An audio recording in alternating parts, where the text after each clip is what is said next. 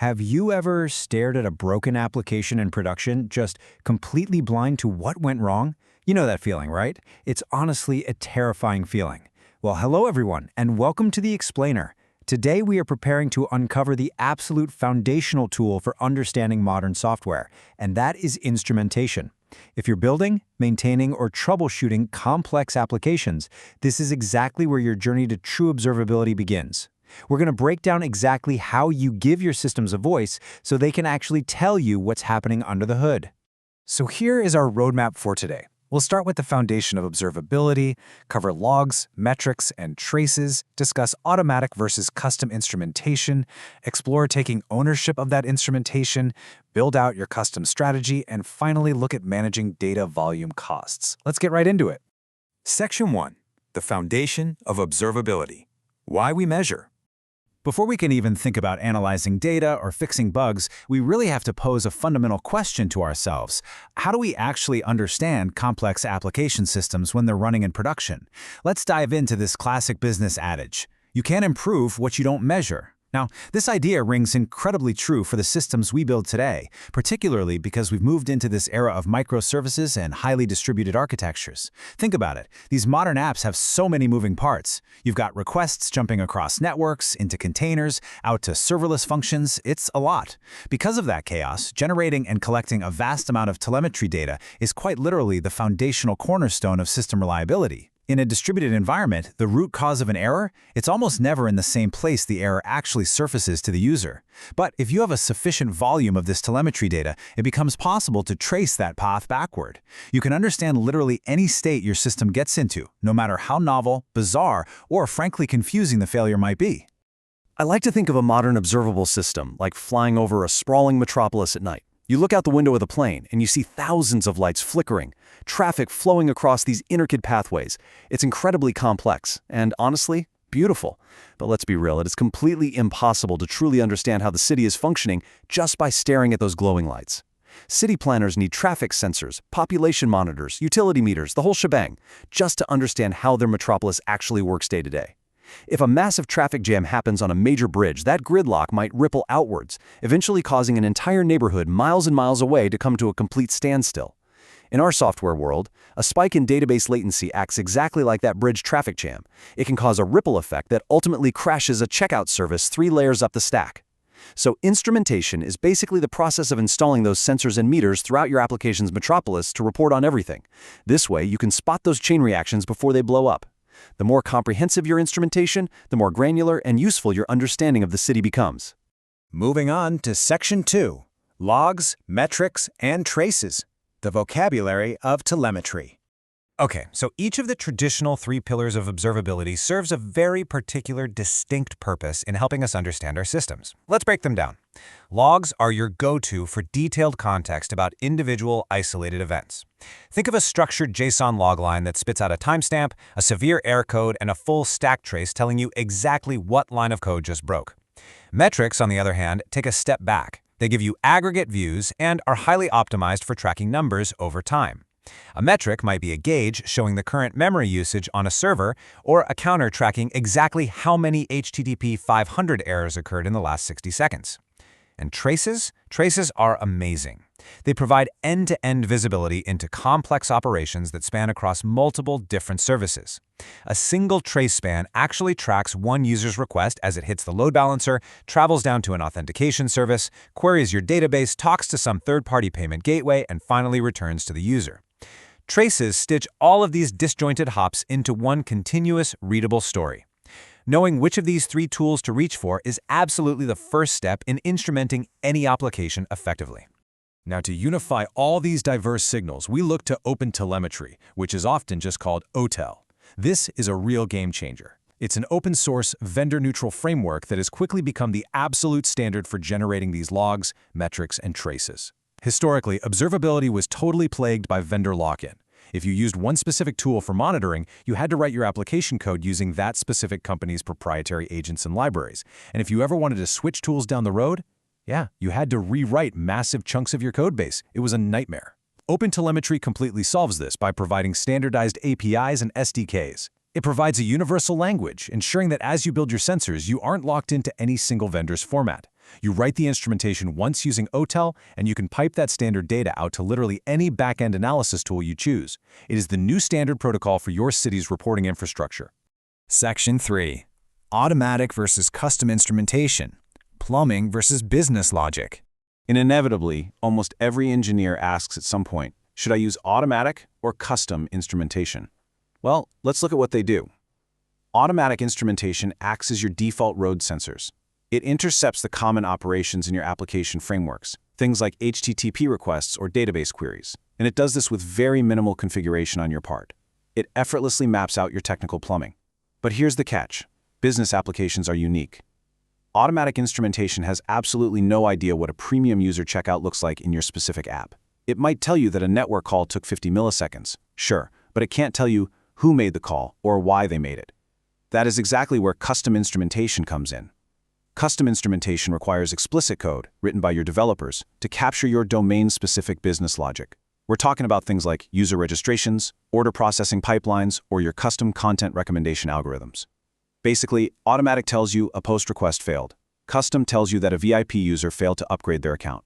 So the crucial takeaway here is that these two strategies are definitely not mutually exclusive. You absolutely need both. Automatic instrumentation provides the comprehensive coverage of your technical plumbing. It gives you the skeleton. Custom instrumentation attaches the rich insight into your business operations and the actual user experience. It adds the muscles. Together, they provide a complete, holistic picture of your system's health. I will offer a small warning, though. Turning on automatic instrumentation in production for the very first time, it's a lot like trying to drink from a fire hose. You are going to get completely soaked in data. You'll quickly learn that developing an intuition for what is actually valuable and what is just repetitive noise pays huge dividends. Section 4. Taking ownership of instrumentation, a primary deliverable. Historically, instrumentation was treated as this reactive task. It was something an operations team just kind of bolted onto the side after the application was already deployed and running. Well, that simply doesn't work anymore. Instrumentation is now a core software engineering responsibility, and it must evolve right alongside your application code. This requires a major cultural shift where developers care just as much about operability as they do about feature functionality. It has to become a primary deliverable in your daily development lifecycle. So how do we do that? First, in the planning phase, your team should explicitly write telemetry requirements right into your Jira tickets or spec documents before anyone writes a line of code. Second, during code reviews, you must evaluate if the proposed changes actually include that sufficient instrumentation. Maybe even make it a strict checklist item in your pull request templates. And third, in post-incident reviews, you should always look back and identify any telemetry gaps that made your investigation harder than it needed to be. If it isn't already, this three-step cycle absolutely must become integral to how you ship code. Section 5. Building your custom strategy. Focusing on critical journeys. The real secret to effective observability is avoiding the trap of trying to custom instrument absolutely everything. Just don't do it. Instead, you want to focus on critical user journeys. These are the essential, must-have sequences of operations that users have to complete successfully for your business to actually function. If you run an e-commerce site, this is your cart management and your checkout flow. If you run a media site, it's content publishing. Focus on the highest operational impact first. You also want to heavily prioritize capturing vital context. Remember, instrumentation isn't just about recording what happened, it's about capturing the why. You need to include things like user segments, active feature flags, and request sources as custom attributes. Because, let's be honest, knowing an error happened is basically useless if you don't know it only happened to your highest-paying premium users who are testing out a brand new beta layout. Oh, and establishing team patterns and naming conventions around all of this is super important. It ensures everyone on the team is speaking the exact same dialect when they add new sensors to the city. To really get into the right mindset when you're writing custom instrumentation, let's set a scene. Imagine it's 2 a.m. Your pager is literally screaming at you. An incident is actively unfolding and hundreds of customers are hitting error pages. Ask yourself right now, which users are being affected? What are the key stages of my pipelines that are failing? What feature flags are currently active in this specific environment? If your instrumentation can't answer these real-world questions instantly during a massive crisis, then you have a gap you need to fill. Great custom instrumentation empowers you to answer questions you haven't even thought to ask yet, and that is what saves you hours of frantic, stressful debugging in the middle of the night. Section 6. Managing data volume costs. Keeping the right data. So, collecting massive amounts of telemetry data obviously provides amazing visibility, but here is a somewhat scary operational reality. For a lot of high-scale systems, the cost of storing, transmitting, and indexing all this telemetry data can actually exceed the cost of running the application itself. No way, right? But it's true. The fact of the matter is, most traffic running through your systems is just boring and commonplace, and so is the data generated by that 200 OK health check running 10,000 times a second. However, some traffic is absolutely essential. Because you simply cannot keep everything without completely breaking the bank, data processing pipelines become necessary. You have to make calculated strategic decisions to drop, transform, or filter out all that irrelevant information way before it hits your expensive storage backend. And this brings us to a really fundamental architectural concept, sampling. Sampling is simply the practice of selectively deciding what data to keep, which becomes your collected sample, and discarding the rest. It is the ultimate lever that developers have to balance high-fidelity system visibility against very strict financial and resource constraints. If you have a system doing 10,000 complex distributed requests every single second, keeping 100% of the trace data for that is a mathematical and financial impossibility. Therefore, sampling isn't just some nice-to-have optimization, it is a strictly required architectural pattern. In general, it is a widely accepted best practice to sample all of your telemetry data, allowing you to reliably capture the truly valuable outliers, the errors, the slow requests, while safely throwing away the repetitive everyday noise. Conceptually, there are two core mechanical approaches to sampling, and understanding the difference is absolutely vital for optimizing your observability costs. First, we have pre-emitted sampling, which is often called head-based sampling. This is where data is discarded or aggregated before it even leaves the application. The decision to keep or drop a trace is made at the very start of the request.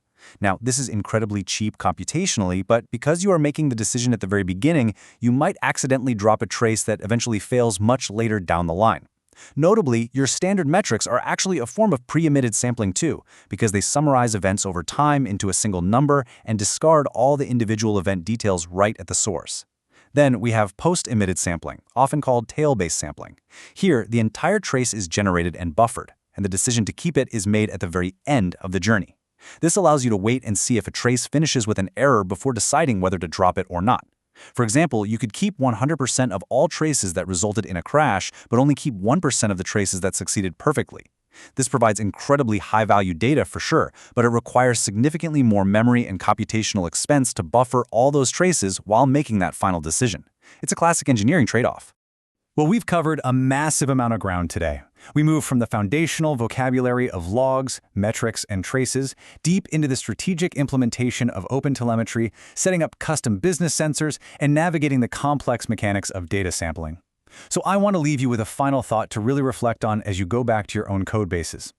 If it's undeniably true that you can't improve what you don't measure, what critical blind spots are hiding in your uninstrumented code right now? What parts of your digital metropolis are sitting completely in the dark? I think it's time to turn on the lights. Thanks so much for joining me on this explainer, and I'll see you next time.